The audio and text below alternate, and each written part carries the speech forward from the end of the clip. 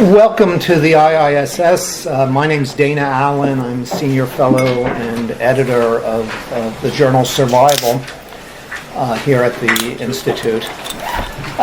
In the first volume of his memoirs, George Kennan sort of at one point was kind of musing and marveling about why, out of all of his written warnings about Soviet hostility, it was the long telegram that sets so many alarm bells ringing throughout Washington.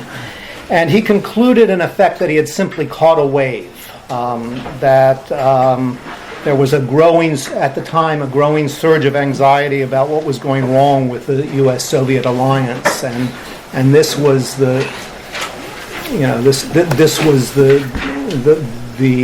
telegram that had resonance, obviously because of its eloquence and analysis, but also because of its moment. And I think it's fair to say that our guest speaker has caught several such waves. His Essence of Decision, which is literally, I was an English major, but nonetheless it was literally the only work of political science that I can remember as an undergraduate, was a seminal work for what became what I guess you could call the School of Cuban Missile Crisis Studies. His book on nuclear terrorism about 12 years ago, and I'm forgetting the title now, but I certainly remember the book, was in a similar position, sort of forensically analyzing the kind of accumulated dread that followed 9/11 and its implications. And I think we can say safely the same thing about his latest book, which he's here to discuss, Destined for War: Can America and China Escape the Thucydides Trap? And this book, contains a very distinct methodology, which I think he's going to talk about.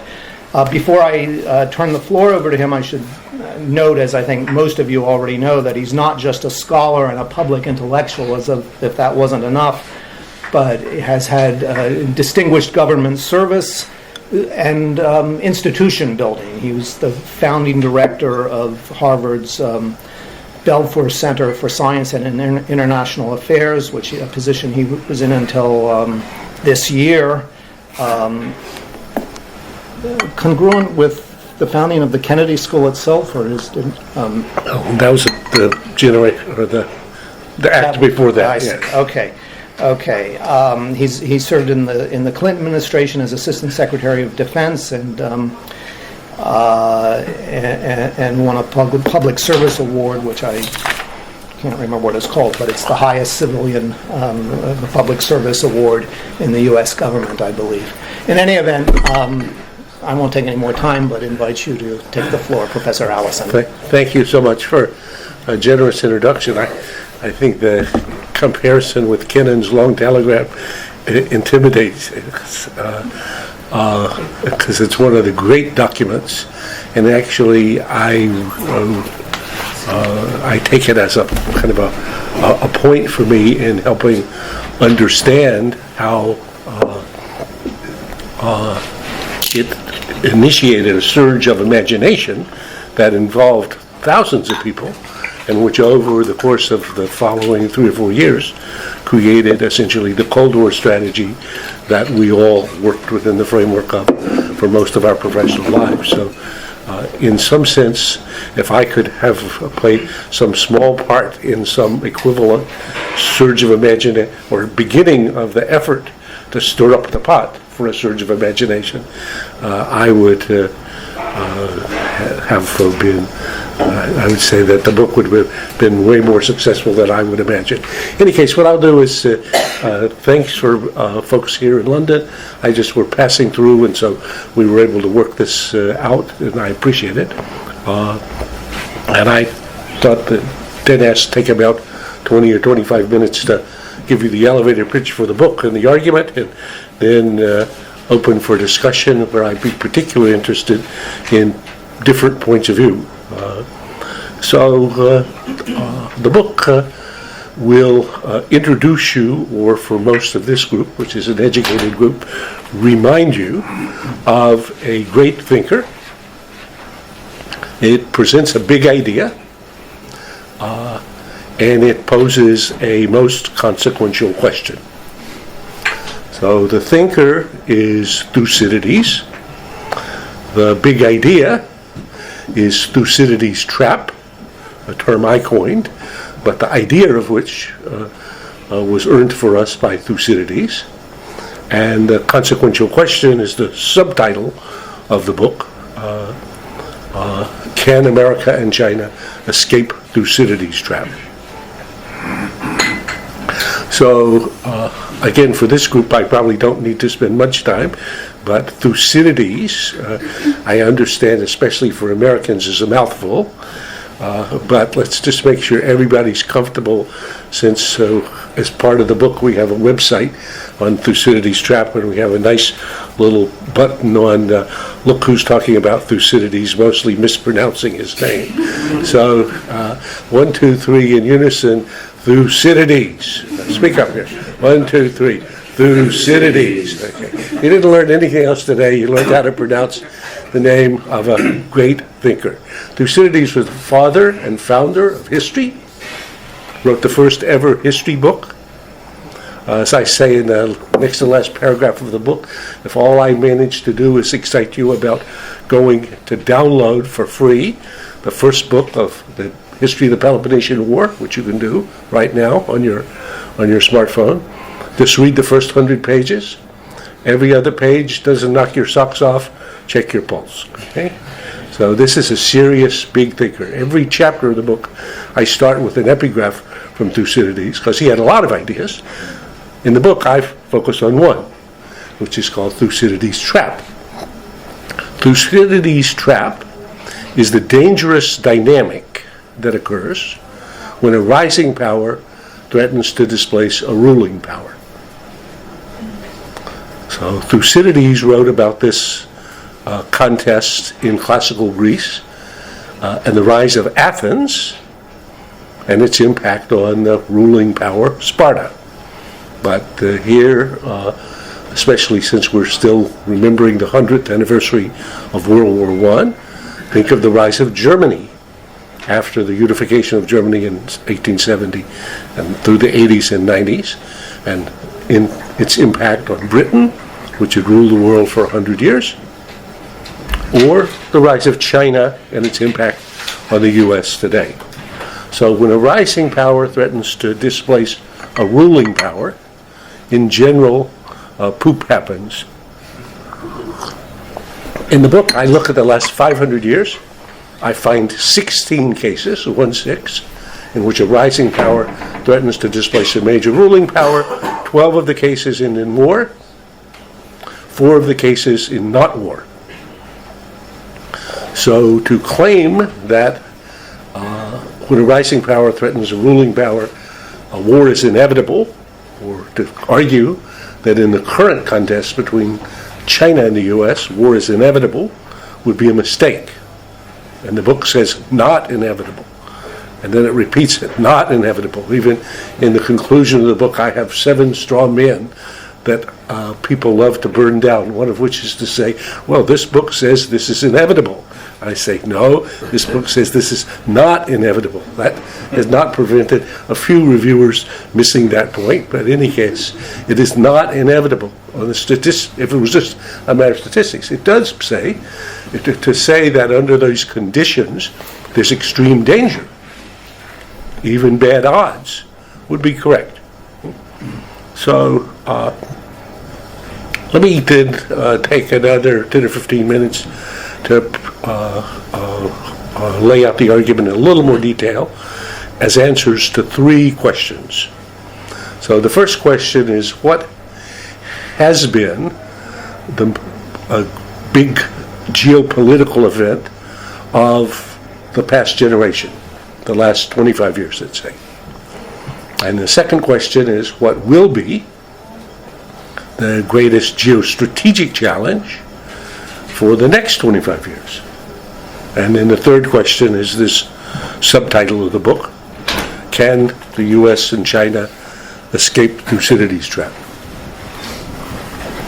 Since we're all coming to live in the world of Washington, more or less today, I'll start with a tweet-size answer to each one of these.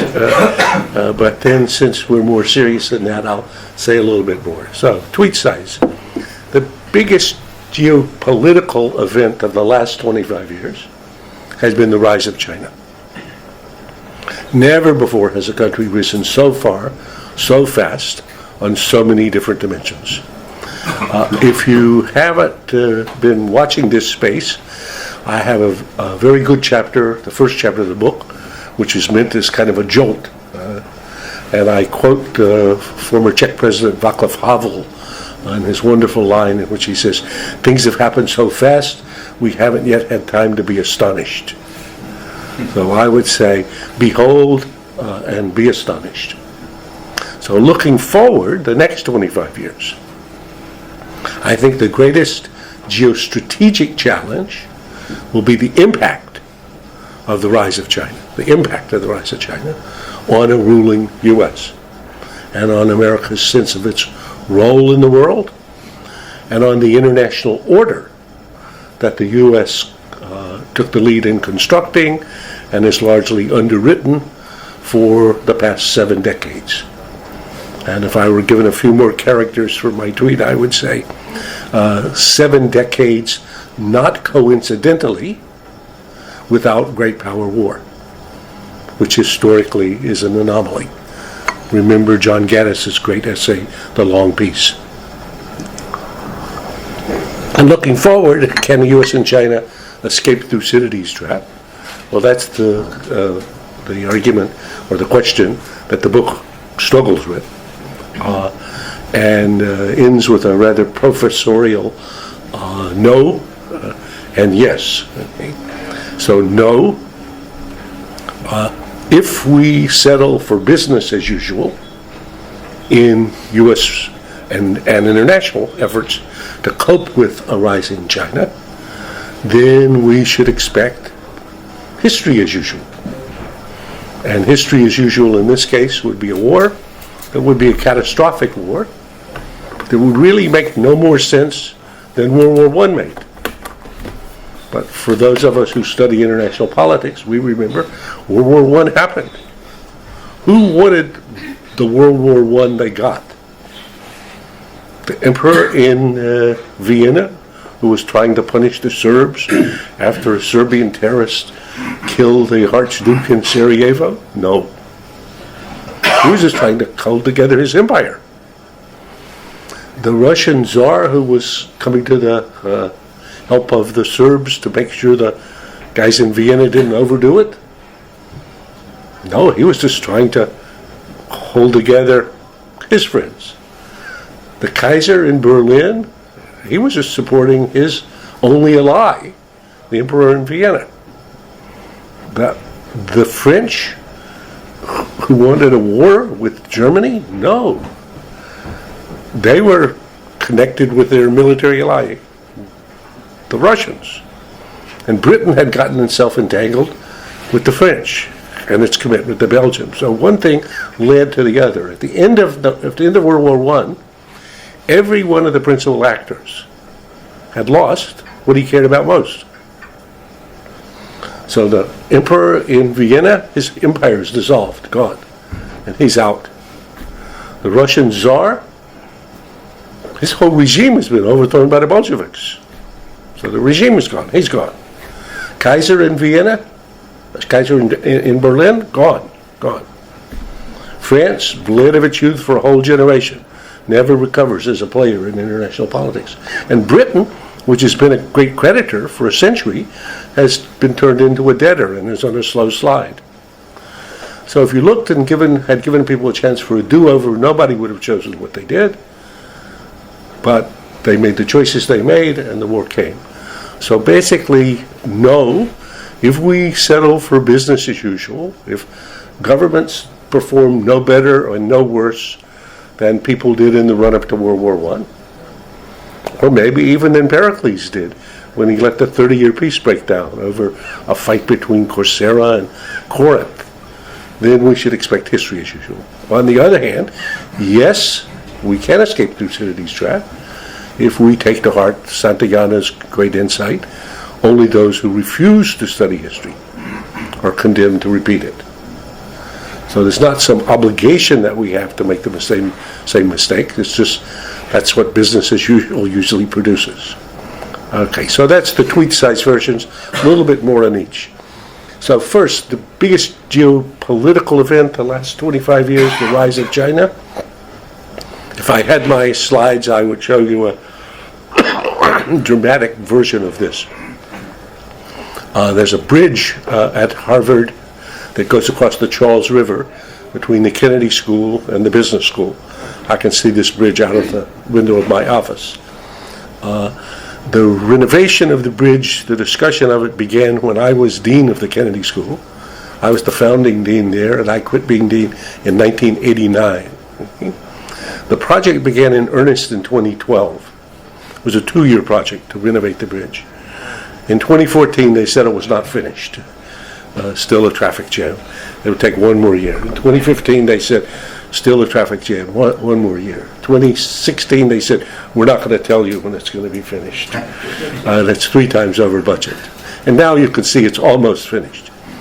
There's a similar bridge in Beijing that I drove across a couple of months ago. It's called the Sanyan Bridge. It has actually 3 times as many traffic lanes.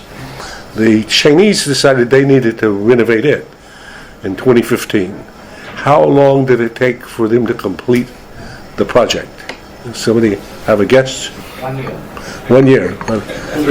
Any other guesses? 6 months. 3 days. 43 hours. 43 hours. Now, I know, having almost been late driving over here this morning, that could never happen in London. So go to YouTube and put in Sanyan, S-A-N-Y-A-U-N bridge, or 43-hour bridge, and you'll see a video of this speeded up of the renovation of this bridge. The U.S. has been laying one high-speed rail project for the last decade. It goes from San Francisco to Los Angeles. It was supposed to be finished in 2017. They recently announced that it would be 2029. And some people don't believe it's going to be in their lifetime. So in that same decade, how many miles of high-speed rail China laid that you can ride on today? 16,000. 16,000. And before the 500 miles between LA and San Francisco, there'd be another 16,000. So look at subways, look at anything that's in the construction space, and it just, whoa. I was in Beijing, as I say, like about 2 months ago, and I go to the CCTV station for doing a TV show, and I'm looking out from the place where I had been 6 months before, but I can't see the river, and because there's a building there. And so I said, well, maybe my memory is, have y'all changed your offices or whatever? No. I said, well, what is this? He said, oh, this is a 100-story building that they started building, when you were here before, and now it's already higher than we are. We were like, 50 floors. So basically, I have a quiz in the book, which I give to my students at Harvard. When could China become number one? And I have 46 indicators. The book, I just give you the short version.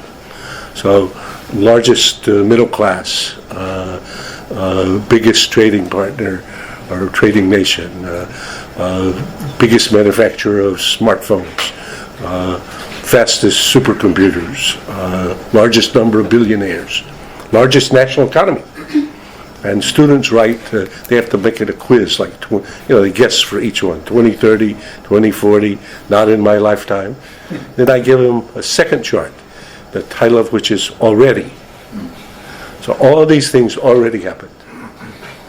So most people will not know, probably even here, that the largest national economy in the world today is China, not the U.S., China, measured by the yardstick that the IMF and the CIA agree is the single best yardstick for comparing national economies, purchasing power parity. That was the big takeaway from the IMF World Bank meeting in 2014, but it's not one that Americans like to hear, or that actually the whole international press has picked up one, I think, appropriately. Behold the rise of China, be astonished, as Havel told us. Looking forward the next 25 years, the impact of the rise of China on the U.S. and the international order. Well, in the Thucydidean story, a rising power naturally says, I'm bigger, I'm stronger, I deserve more say, I deserve more sway. The current arrangements, especially in my neighborhood, to start with, were put in place before I even counted. So they didn't take account of my interests. So they need to be adapted and adjusted to take account of the new correlation of forces. And the ruling power says, wait a minute, you upstart. In what environment did you ever have an opportunity to grow up and to be stronger? You should be grateful. You should actually support this. This is not just the status quo. This is the order. This is a good order. Well, if you look at the Asian story, it is the fact, I think, historically, not just from an American point of view, that the order that the U.S. constructed and largely maintained in the aftermath of World War II in Asia has provided the environment that enabled all the Asian miracles. So Asian countries have never seen a period of such growth and such stability in their whole long history. And nobody benefited more from this set of arrangements than China. So it's quite a reasonable view, if you were an American, to say, well, be grateful for this, and actually you could help support this structure. We'll find a seat for you at the table. Of course, the one that we pick. And we'll stay at the head of the table because that's worked pretty well so far. And you should be comfortable.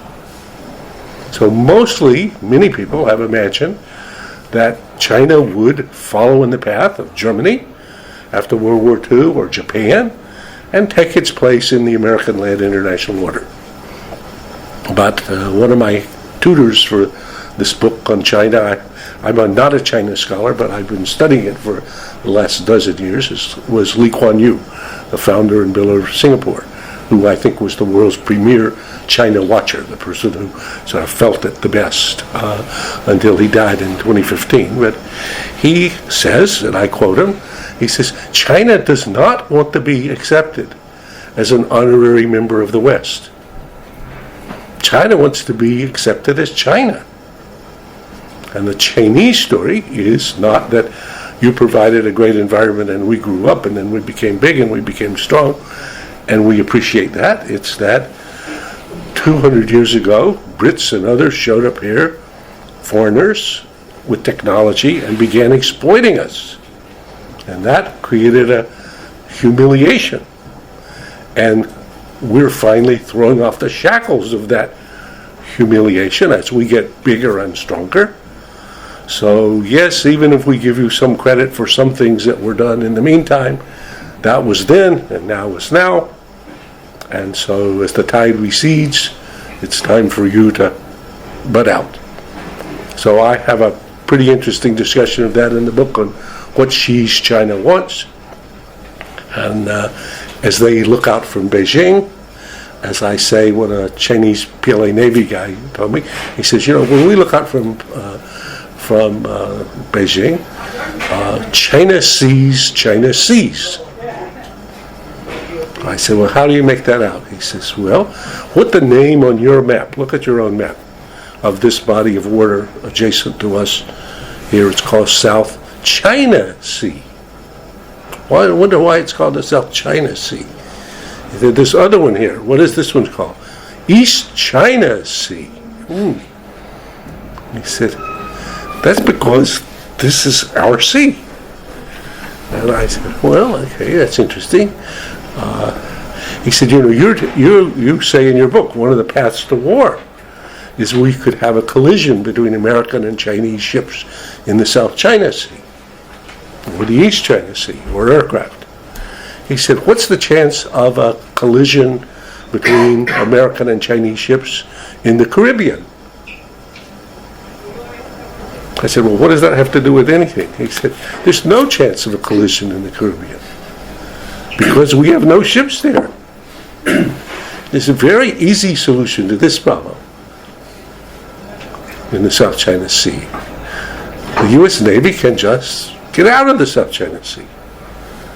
I say, yeah, but we've been there as a stabilizer for all this period of time, making comfortable the relations among the various parties. He said, that was then. This is now. So the impact of the rise of China in every domain, I think, is going to be bigger and more evident every day. So if you haven't been seeing China in your space or in your face, I would say just wait.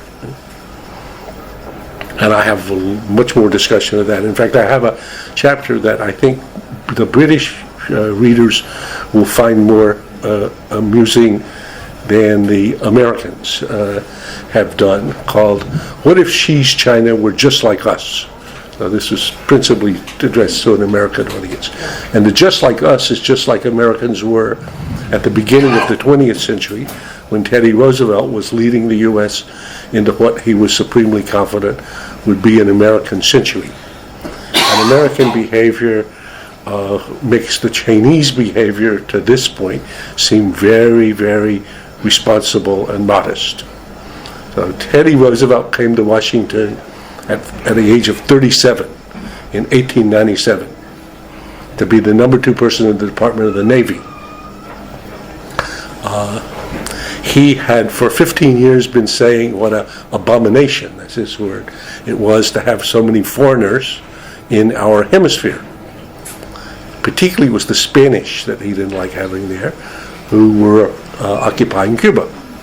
But he also thought British ships all the time, seeing them in the Atlantic, and German ships didn't make sense to him. So what happened in the decade after Teddy Roosevelt arrived, 1897? First was a mysterious explosion of a ship in Havana, Maine. The U.S. took it as an occasion to declare war in Spain, liberated Cuba, took Puerto Rico, picked up Guam as a spoil of war.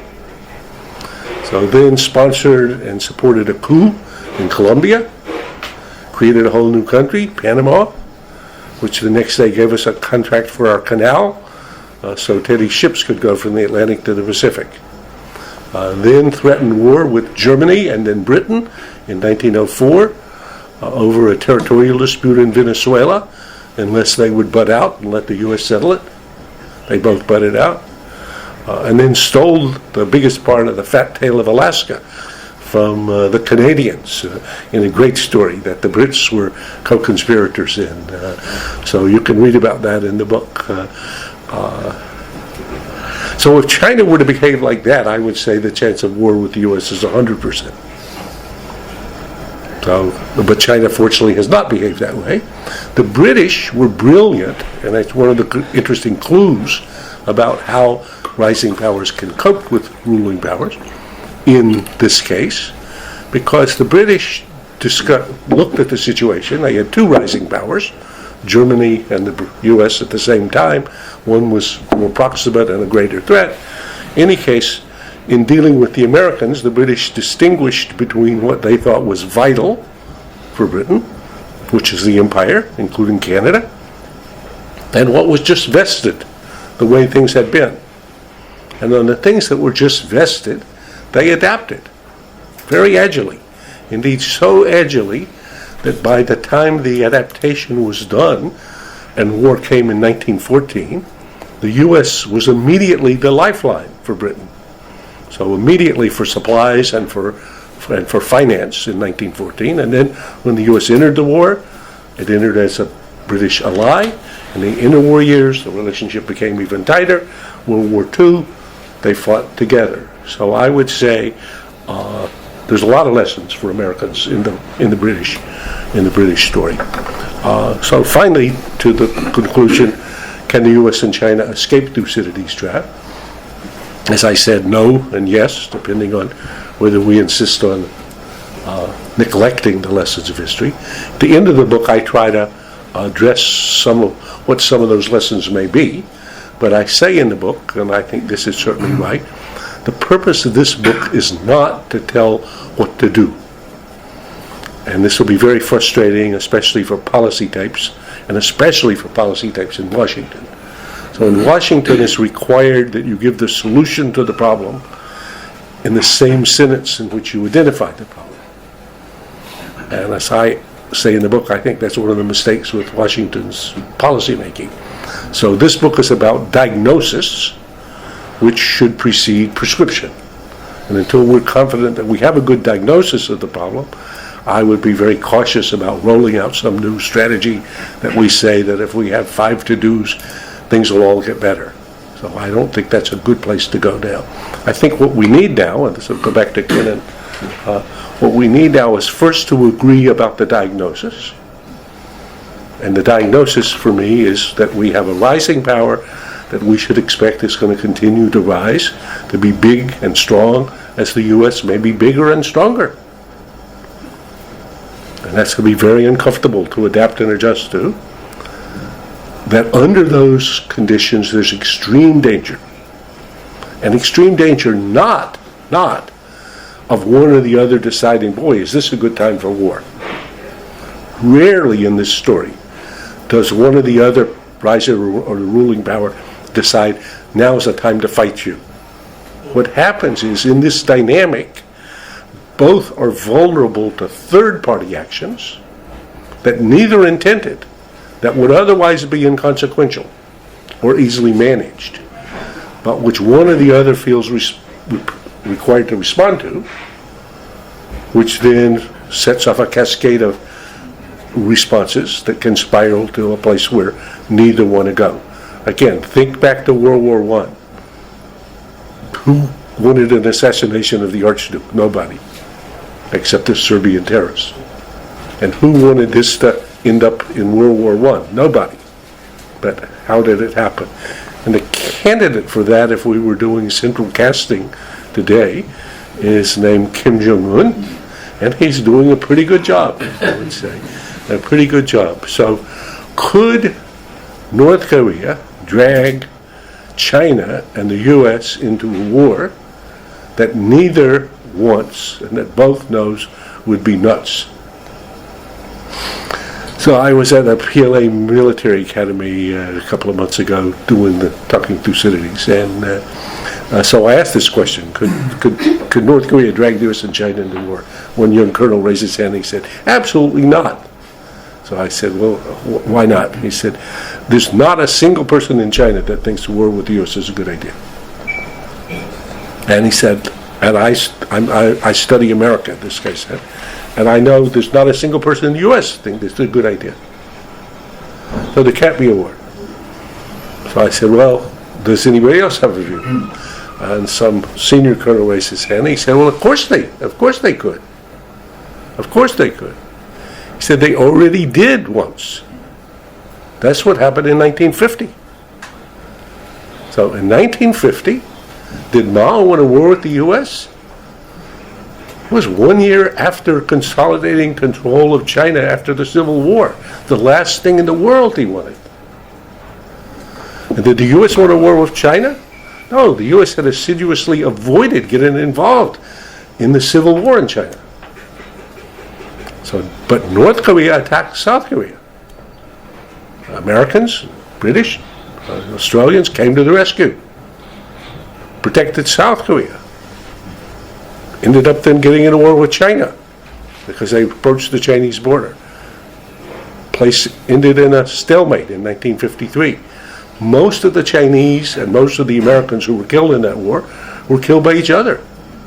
Tens of thousands of Americans and hundreds of thousands of Chinese and millions of Koreans. And is that a war nobody wanted? Absolutely. So we look back and say, well, how about Kim Jong-un?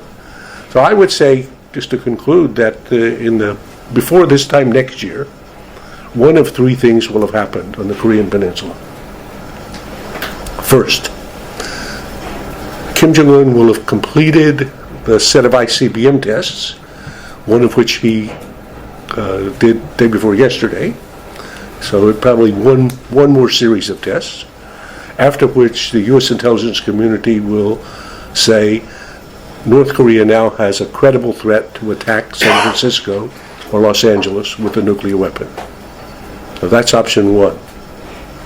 And actually, I believe that's going to be the most, if I were betting, that's the most likely, that he succeeds in creating a credible threat to attack the U.S. with nuclear weapons. The second option is that Trump will attack him to prevent that happening. And that's what Trump told Xi Jinping he will do. Whether he'll do it, that's not so clear. But that's easily possible to do. So messing up the launch pads for ICBMs is something cruise missiles can do very easily. The question is what comes next. And usually what comes next is North Korea rains down artillery on Seoul. The U.S. then has to come to to try to suppress those attacks. And you have a second Korean War. And it's hard to imagine a second Korean War that's unifying Korea on the Chinese border. This is an American military ally that doesn't involve the Chinese. And actually, we saw that movie before in 1950, and that didn't turn out very well. So that's the second option. And the third option is some version of a minor miracle, and that's the one I'm praying for. But I understand that. I believe in miracles. I don't think they happen often, but the minor miracle would include Xi and Trump being serious in their private conversation about the risks that this Kim Jong-un could drag us into a war, and finding a way jointly to squeeze him to prevent further ICBM tests. And that's what I had hoped was happening until 2 days ago when this test occurred. There had been a 75-day hiatus, so it's perfectly possible for Kim Jong-un not to continue ICBM tests. And if he were to not continue ICBM tests, there's no chance Trump would attack him. But if he continues, I think we're going to see a version of the Cuban Missile Crisis play out, which has been in slow motion but is likely to speed up, but in any case, which we'll know an answer to before this time next year. So maybe that's enough to stir the pot. Yeah, well, I think you've certainly stirred the pot. That was both compelling and scary, but I guess that's what we expected. I had a couple questions, but actually I think I'm going to invite the floor to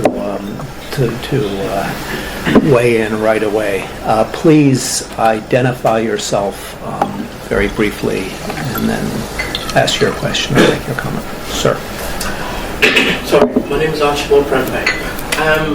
From your presentation, thank you very much. That was very insightful. Basically, you make comparison between Mao and Xi, and when you look at Chinese foreign policy now, you can see that it's much more outward looking than in the 50s when it was inward looking for stability within China. And if you look at the issue between India and China recently regarding the Dakar issue, the way the confrontation, the way it was dealt with, and the transition in Zimbabwe, where it was done bloodless. Don't you think that China gains more in advancing a more peaceful approach in terms of trying to deal with issues while instigating the U.S. to become much more adversarial? In that case, winning the hearts and minds in the Asian Pacific or in the Pacific region. And regarding North Korea, don't you also think that North Korea, the testing is a form of helping China rise up? So to stop the test, it means that it will have an impact on Chinese rise to power within the region. Because the reason I say this is because the more the US get more confrontational with North Korea, and the more China plays the peaceful approach, the more China gains the hearts and mind within the region. Okay, so the Chinese theory of hearts and minds is interesting, the common thread in the piece. And my impression is that while the Chinese are happy to be loved, they will settle for just compliance. So they do not expect that most of the countries in, let's take their neighborhood, are going to love them. They just want them to be vulnerable enough that they know they can squeeze them to get them to do things that they think are essential for them to do. So they're happy to be loved, but they think it's essential to be complied with. And I think if you look at the way in which they've established dominant economic relationships, which they have demonstrated they're prepared to use for their advantage, that'll suffice. And I think in the North Korean case, my reading of it currently, I think your point is a subtle point, that to the extent that the Americans are seen to be the problem and the danger, that certainly impacts views in Tokyo or in Seoul. That's certainly right. But I think the Chinese, or certainly Xi Jinping's crowd, have no sympathy for Kim Jong-un. They refer to him as little fatty. They regard him as a pain in the ass. And I think if they could get rid of him, they would. I think they were actually looking at that earlier, which is why he killed his uncle, who was the person who was most friendly to them. And I think they recognize that he may take actions that may provoke the Americans, that may create this sequence of events that would take them somewhere they don't want to go. But on the other hand, they think he's so unpredictable that they're a little bit afraid to squeeze him by tightening down on his oil lifeline, because he's so unpredictable. So I think they're finding him very frustrating. So before you go, We need to move on, okay? I'm sorry. In fact, we have quite a few questions, so... I'll try to I answer think- short. Apologies. I think if it's okay with you, I'm going to gather whatever. some, probably. You're in charge. Just 2 rounds. So let me start with Gordon Barris, and then Nick Redmond. Gordon Barris, LSE and a member of the Institute. One thing that is in the Thucydides book is rhetoric. And this is something that isn't often discussed. I just wondered if you'd like to say a little bit more about the importance he attached to the problem of rhetoric. Great. Thank you. Sir? My name is Katana. I am a member of IISS. Yes. You talked about the growth of the economy in China, and that's true. The economy is growing very fast. How about the intellectual and scientific capacity? When you compare that, for example, you are from Harvard University. Yep. Harvard University now has more Nobel laureates than all China. How is that going to play in the future? Good. The gentleman right behind you, and then Nick Redmond. Yes. Hi, Shah from Chinese Embassy. You mentioned briefly about the South China Sea, and how do you see the prospect of some conflicts or even going to war on the maritime issues? And in this round, I'll take Nick Redmond. Thank you. Yeah. I'm Nick Fisherman. I work here at the Institute. You mentioned the East China Sea and South China Sea as examples of something that, in Chinese perception, belong to China, and therefore the easiest thing is for the United States just to walk away, which is actually a less extreme version of the proposal we've heard from other people in China, that the United States and China should draw some sort of line down the middle of the Pacific, and perhaps the United States would not go any further west even than Hawaii. In your visits to China, interactions with Chinese officials, do you have any sense that they have a grip on the strategic shock to the region that such a precipitate US withdrawal would create or trigger, in terms of how Korea would react, Japan would react, some other states? And reaching back into the historical archive, what does history have to teach us, if anything, about a precipitate withdrawal of an established power for the general peace? Oh my goodness, great questions. Okay. So each question could require a lecture, and let me be unfair, but I'll try to respond to each, but not adequately. So to the first question on rhetoric, it's a great reminder. So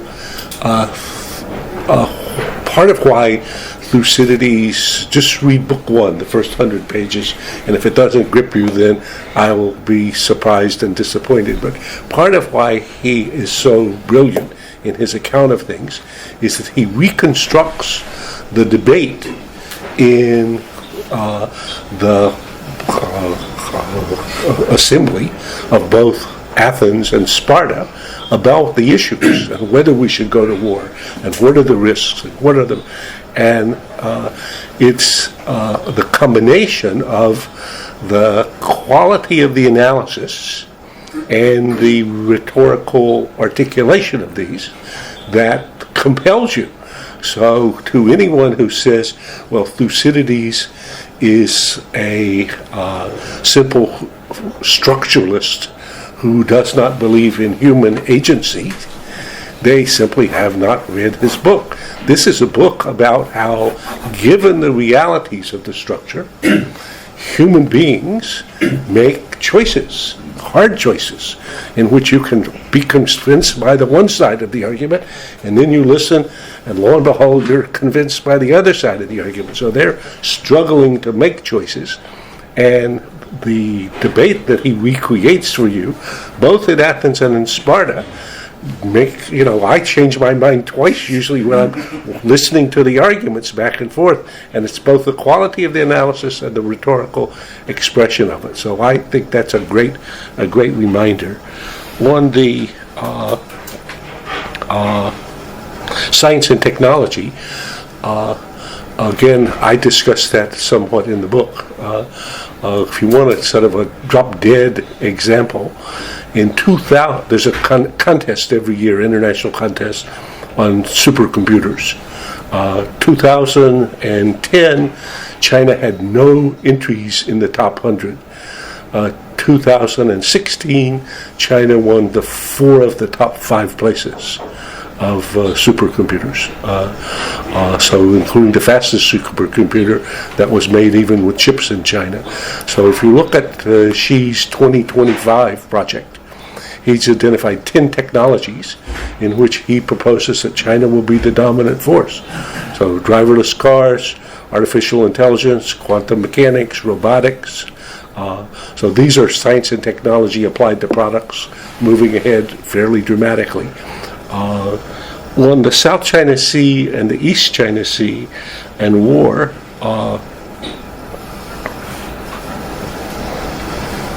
let me make sure, I can't remember. This is the question about, if you're talking about Nick Redmond's, I think, what are the consequences of the precipitous withdrawal. But there was a question before that about South China Sea. Oh, yes, right. Can you repeat it? Is there a chance to go to war or to solve the disputes on South China? Okay, yes. So the two can go together, I think. Yeah. If we take, it's at least my reading of things, if you just think of China as a normal emerging great power, great powers do not like adversaries on their borders. They like supplicants on their borders and spheres of influence. They don't like adversarial forces on their adjacent borders. They would like for them to be more distant. So Teddy Roosevelt is a pretty good example. He looks at the Caribbean and says, what in the world are Spanish doing 90 miles off our shore? And I think when Chinese look and say, why are Americans the arbiters of islands in the South China Sea, or who owns some island, or whether I can build an island? This is halfway around the world from you. Okay? So I think even the proposal that she made to Trump in the discussion here recently resuscitated this view. He said the Pacific is big enough for both of us. Okay? And so the answer is, where do you think this Pacific should be divided? That Trump did not ask him that, but I think if he had asked him, he would say, we have no intentions and no aspirations to change the circumstances in Hawaii. Okay? So he would be perfectly happy to have a line drawn down the page that says Hawaii, and that side, that's yours, and this side we can deal with. Now, we have always said to the Chinese, and I think an international political student would say, rapid transitions, and especially rapid transitions from alliance relationships, could lead to something in your neighborhood that you're not going to like. So I've often said to Chinese, this is back when I was in government even, if we were not in Asia, Japan and South Korea would both be nuclear weapons powers on your border, and you'd be dealing with a local contest of some sort. And for a long time, Chinese said, well, there's a point there, there's a point there. I think they've come now more to the view, we can manage this problem, we can deal with this, whether they're being hubristic in that respect or whether they're not really appreciating what the impact on Japan might be, I think is more complicated. So I don't think the Chinese or anybody there would like to see war in the South China Sea or the East China Sea. But if you look at what's happened in the body of water between the Chinese mainland and the first island chain, after the humiliation of China in 1996 when they tried to intimidate Taiwan, they basically have continued building military forces that have pushed the U.S. Navy back behind the first island chain.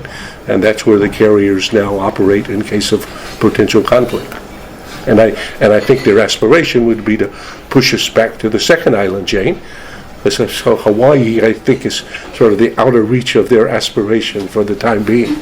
And I quote in the book Lee Kuan Yew on the question, is she and his colleagues serious about displacing the U.S. as a predominant power in Western Asia in the foreseeable future? And I note that if you read Henry Kissinger's 700 pages, it says, on the one hand, on the other hand, it's complicated. And Lee Kuan Yew's answer, of course, why not? Who could imagine otherwise? How could they not aspire to? Okay, I have to apologize. I'm not going to be able to call on everyone who would like to make a comment or ask a question. But I am going to try to call on the next 1, 2, 3, 4, 5 on my list. So please keep your question short and to the point. That will start with Paulina and John Ellison. Slightly abstract question, if I may. Please. I think there's a palpable sense of alarm at China's rise in the United States. I think Europe is a bit more relaxed about it. I think given where we are, in particular, you see that in the United Kingdom. Some critics might go as far as to say that the position is, or the approach is supplicant, even. One example from my own background, I focus on nuclear policy, is inviting Chinese investment into critical infrastructure, which seems unthinkable in the United States. So I wonder, how do you see the sort of alliance structure, alliance management playing into the bilateral U.S.-China relation? Thank you very much. Could I first just make a comment that I have actually read your book, and I think it is fantastic, and I recommend everybody here to buy it. Would you say that again? Yeah. Thank you very much. Having said that, my question is this, that at the Shangri-La dialogue about 18 months ago, Admiral Sun from the Chinese Navy was very critical of the US because he said they run reconnaissance flights of 12 miles off our border and so on, which is all allowed. We've got the freedom of navigation, shipping going near islands. And he made the point that Chinese do not ever go near Hawaii, let alone San Diego. And this is a little bit like your Caribbean point. Do you not think that the Americans perhaps a little being a bit aggressive? Thank you. There was a woman, sorry, my glasses on. There was a woman right here who asked a question a while. Yes. Thank you. Suzanne Grandpa, I'm a PhD researcher at King's College, and I'd be interested in this current scramble over spheres of influence in Africa, particularly between the US and China, with both more or less successfully managed to sideline the former colonial powers, and where China is becoming increasingly visible, particularly in the Sudan, in Ethiopia, but not limited to those areas. So could you speak a bit about that? Is it purely developmental, or are there also clear geopolitical interests at play? Thank you. Thank you. Nigel Inkster? Thanks very much. Nigel Inkster here from the Institute.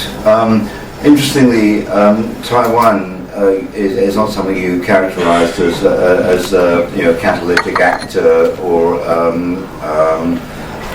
something that might spark this conflict. At the moment, China is operating in what it refers to as a period of strategic opportunity.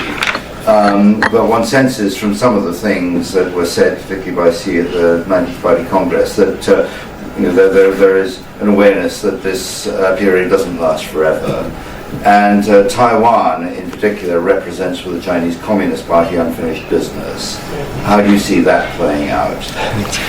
Okay, and finally, Wen Chao.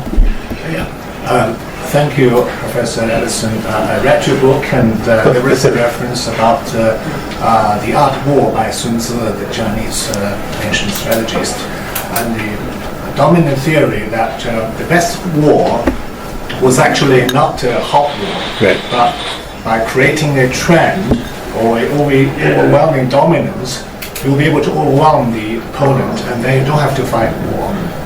How do you see this play out in the Korean crisis, vis-a-vis what Nigel referred to as the Taiwan crisis? Because sometimes smaller opponents tend to dare the bigger ones, and then without a fight, in actually firing the shot, you won't be able to do it. Okay, I'm going to allow two more questions. One is, because I remember you had asked for the floor much earlier, yes? Thank you. Let me state my what's your view on Mr. Trump in this sort of process? Is he a useful agent to sort of transition behind all the rhetoric and so forth? Is there a useful method, perhaps, or outcome? Okay, and that the last question I'm going to allow is my own, which is it follows from the Trump question, although it sort of requires ignoring the existence of President Trump in a sense. But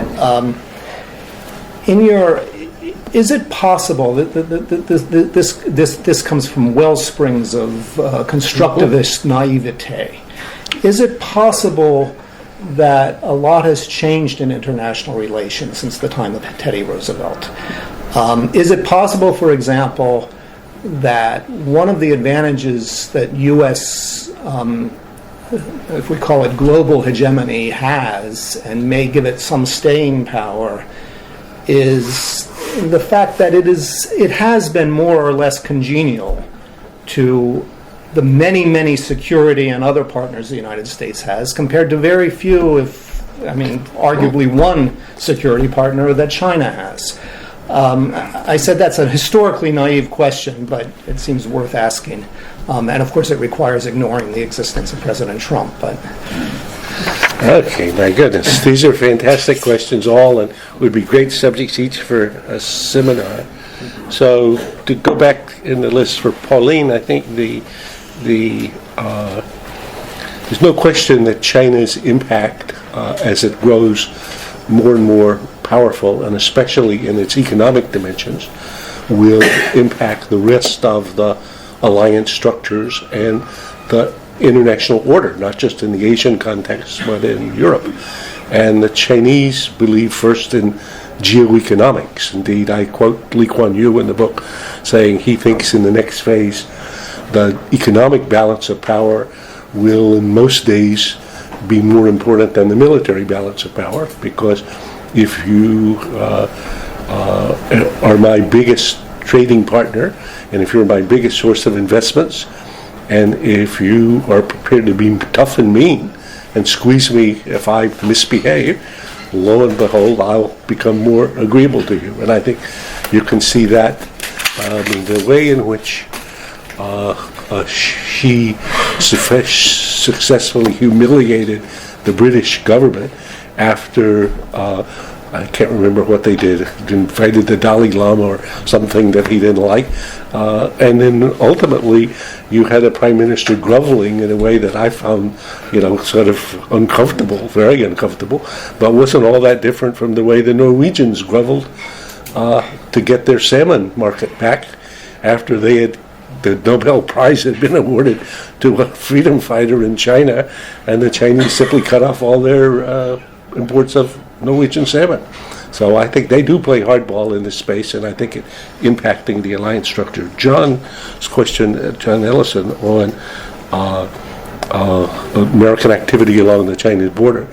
Basically, what happened in the aftermath of World War II was that the U.S. constructed an Asian security order, in effect, the Pax Asia Americana, and the structure of it included a lot of activity. And that activity then is maintained by its momentum without, I think, good calculation about what's simply vested, it's just the way we've been doing things, and what's vital or what matters more. So I think that's to do with patrols along the Chinese border. I think that's to do with the presence of American ships all the time in the area. That's to do with even ownership of some of the islands and territories. But how that adapts and adjusts is very complicated. And I think that it's understandable to me, if I were playing the Chinese hand, that I would say, well, that was then, this is now, you can back out of these arrangements, and I might not be paying enough attention to what the consequences of that could be for the other parties, other than they're being terrified about any such transition. For Suzanne on the scramble in Africa and otherwise, I would say, yes, the Chinese, because they have a lot of extra money, have been prepared to go and invest into various domains. A lot of times they've made mistakes. Mostly, sometimes they want simply votes in the UN or in the Human Rights Council or this or that to have some influence there. Other cases, I think they thought they were buying access to resources, and in some cases they may have been doing. I think the Asian scramble is likely to be reduced now as they are attached to this One Belt, One Road, which is going to be a huge infrastructure undertaking, both for the fiber optic and land traffic, but also for the naval traffic. So that's their kind of big idea now. I think earlier they had been both getting more entangled in Africa and also in Latin America, like Venezuela, thinking that they were getting access to resources. But I think that's been reconsidered. If you listened at the 19th Party Congress, it was more about the OBOR initiative than others. On Nigel and Taiwan, I think absolutely right. So in the book, I have a chapter called From Here to War, in which I have 5 paths in which you could very easily imagine getting from where we are now to a war with China without any stretch. And all of them involve other parties doing something that end up triggering this spiral to a place where you don't want to go. Taiwan, I think, is a good candidate because from the Chinese perspective, everybody agrees that Taiwan is as much China as California is America. And there's no way Chinese are going to give up about Taiwan. But as China is becoming more authoritarian and more controlling of citizens' lives, people in Taiwan are going to think less and less of this as an option for them to be reintegrated. In fact, Hong Kong is an early canary on this. If you watch in Hong Kong today, people under 30 in Taiwan, if you ask them, what are you? They don't say Chinese, they say Hong Kongers. Only 3% of people under 30 in China, or say in Hong Kong, regard themselves as, quote, Chinese. They don't want to be integrated in this one system in which it's operated out of Beijing and telling them what to do. So that's a stretch and a stress. And I think Xi Jinping and the party have made it plain they're not going to tolerate any pushback. So I think this one is possible to heat up in terms of the politics. On Sun Tzu and not hot war, absolutely right. So I would think the Chinese, their theory of the case is as in go, or if I surround you with sufficient forces, you can see where the outcome is, and you yield without fighting. And that's, it's not that I don't get what I want, it's just that I get it without fighting about it. And Sun Tzu said, if I have to fire my gun, this is a failure. Okay, I don't want a hot war, I just simply want the results of war. So I think that's the way the game is playing out. But I think if you have these third-party actors, like, say, North Korea, there it's easy to imagine the spark that produces the fire that produces the tragedy.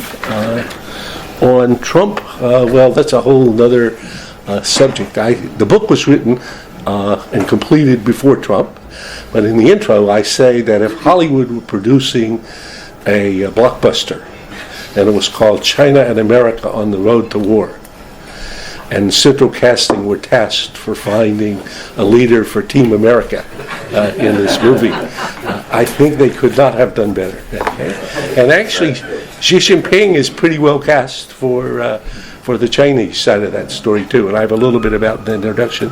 And finally, on your excellent, Dr. Allen, question about the U.S. Hegemony and the arrangements and how they may adapt and adjust.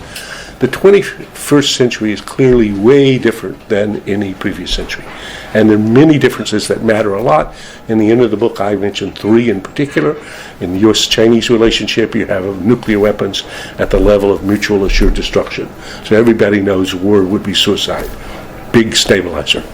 Secondly, you've got an economic entanglement that's so thick that if there were a war between the U.S. and China, you would get a version of economic destruction, so it would make no sense. Of course, remember, in the first case, the nuclear weapons didn't prevent the Cuban Missile Crisis, in which there was a 1 in 3 chance of nuclear war.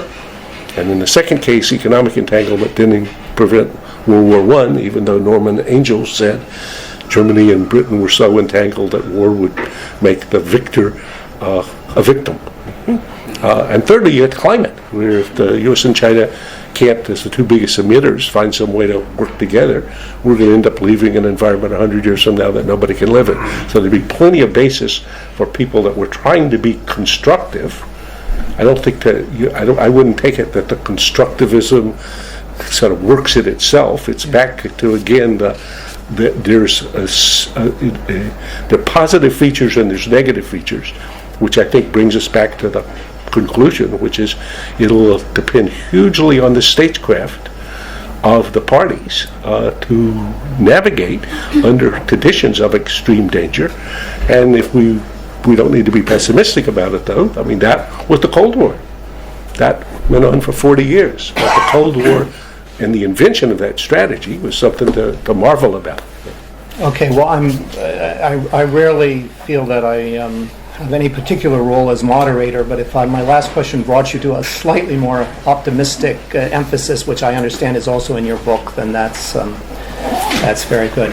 I have before I ask you to thank our excellent speaker, I have the unpleasant duty, having invited and welcomed all of you here, to ask you to leave because we have another event in this room unbelievably soon, and it has to be rearranged. So I'm very sorry for that. But before you make your exit, please join me in giving a hearty thank you.